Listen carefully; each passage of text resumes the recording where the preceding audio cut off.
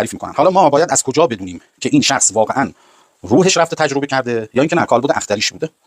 کالبد اختری همون کالبدیه که شما وقتی تمرین میکنین برون فکنی انجام بدید، در اصل کالبد اختریه که در میاد. خب یعنی 80% کالبد اختری توی برون فکنی در میاد و بعضیا متاسفانه تجرباتی که دارن توی برون فکنیشون با کالبد اختری، خب اون تجربات رو میان به مردم میگن و یه سری اشتباهات داخلشه و خیلی‌ها هستن که مثلا حرف خود طرفو گوش میدن، با همون چیزی که داره میگه پیش میرن و این در نهایت بد میشه برای شخص. خدا رو شکر، خدا رضا مرتبه شکر، برنامه زندگی پس از زندگی خیلی دقیق این مسئله رو در میاره. واقعا تجربهشون بالاست دیگه. شخصی که با سالی با 2-3 هزار نفر آدم بخواد تو این مورد تجربیات رو ببینه، رفته تجربهش میره بالا، حتی اگر تجربه برون فکنی هم نداشته باشه. دیگه متوجه میشه آقا این واقعا روحش بوده یا کالبدش بوده یا خواب دیده. اصطلاحا به کالبد اختری، حالا بعضی با همون برون فکنی هم میگن خواب آگاهانه. و داریم میبینیم در دنیای مجازی، مثلا تو یوتیوب، اینستاگرام، یه سری اشخاص هست مثلا طرف چون تو کمار رفته یه سری چیزا رو دیده، فکر میکنه روحش در اومده، در صورتی که نه، اصلا کالبد اختریه. حالا فرق بین این دو تا چیه؟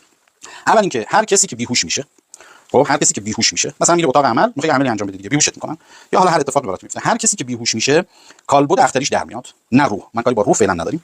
کالبد اختری خروج پیدا میکنه. خب و بعد اگر این عمق این بیهوشی زیادتر بشه و کالبد اختری از جسم به مدت زمان بیشتری بیرون باشه، یواش یواش روح هم خروج میکنه، یا هم کالبد برزخی. تو متافیزیک اصلش به روح میگن کالبد برزخی. حالا ما اینجا میگیم روح که متوجه بشید. بعد روح میاد بیرون و اون اوایل مثلا باید دیگه حداقل تجربهشو داشته باشی یا تجربه برون فکنی رو چندین بار داشته باشی که متوجه بشی. مثلا این شخص بیهوش شده، تو نیم ساعت اول تجربه‌ای که داشته تجربهش کالبد اختریه، ولی بعد از اون چون بیهوشی طول کشیده، بعد از اون دیگه کالبد برزخی اومده یا همون روح اومده، دیگه تجربه کلا فرق میکنه. حالا ببینید زمانی که فرق این دو تا چیه، این کالبد اختری، این روح. کالبد اختری لباس شخص دیده میشه. یعنی چطور؟ من میام برون فکنی انجام میدم یا بیهوش میشم، وقتی که خروج پیدا کردم اگر لباس خودم رو ببینم این کالبد اختریه. اوکی؟ اگر دومین مورد، اگر بدن خودم رو ببینم باز این کالبد اختریه.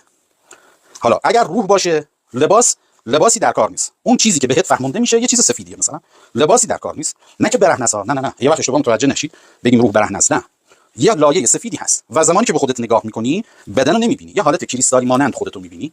مثلا یه مثال براتون بزنم، مثلا این هست. خب وقتی دستت رو روی این میگیری، آقا هم دیوار، خب وقتی نگاه میکنی دیوار رو میبینی، روح دیوار رو میبینی، ولی یه حالت کریستالی مانند و برجسته تری هم خودت رو میبینی. دیگه نمیبینی این لباس سورمه‌ایه، نه همش یک دسته، این میشه روح. پس فرقش متوجه شدین؟ یکی از دلایلی که من همیشه به کسانی که برون فکنی رو آموزش میدم میگم حتما مثلا جوری برون فکنی انجام بدین که بدنتون برهنه نباشه. وقتی با بدن برهنه شما برون فکنی بکنید، کالبد اختریتون هم یه حالت برهنگی داره، چون همون چیزی که تو تنته تو تن اونم هست، این کالبد اختری. پس روح فرق میکنه. روح شما چه برهنه باشین چه با لباس باشین حالت کریستالی میبینید. پس متوجه شدین؟ اگر یکی اومد براتون تعریف کرد، گفت آقا من رفتم تو اون عالم، آینده رو دیدم، آسمون رو دیدم، همه اینا رو دیدم، اولین سوالی که ازش میپرسی که بدنتو دیدی، چه لباسی تنت بود؟ اگر گفت لباس، مثلا همین لباس هم تنم بود، بدنمو دیدم، این کالبد اختریه. پس باز تکرار میکنم،